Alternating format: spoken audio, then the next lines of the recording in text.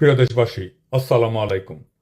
আজ রাত ৯টায় গণহত্যাকারী, খুনি, নির্লজ্জ ফ্যাসিস্ট হাসিনা ছাত্রদের উদ্দেশ্যে বক্তব্য দেওয়ার খায়েশ করেছে।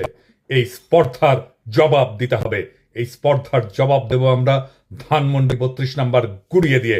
যেই মুহূর্তে সে বক্তব্য দেওয়া শুরু করবে সেই মুহূর্তে আপনারা দলে দলে আসবেন, ধানমন্ডি ৩২ নম্বরে বুলডোজার নিয়ে আসবেন। বুলডোজার না পাওয়া গেলে হাতুড়ি শাবল গাইতি নিয়ে আসবেন। ধানমন্ডি ৩২ নাম্বার আজ থেকে আর থাকবে না। ইতিহাসের দায় মোচন করবেন। ফ্যাসিবাদের আতুর ঘর নিশ্চিহ্ন করতে আসবেন। গান গাইতে গাইতে আসবেন, স্লোগান দিতে দিতে আসবেন, সন্তানের হাত ধরে আসবেন। মুখে হাসি আর বুকে প্রতিরোধের আগুন নিয়ে আসবেন। ফ্যাসিবাদের ধ্বংসস্তূপের উপরে ছাত্র জনতার বিজয় নিশান উড়াতে আসবেন।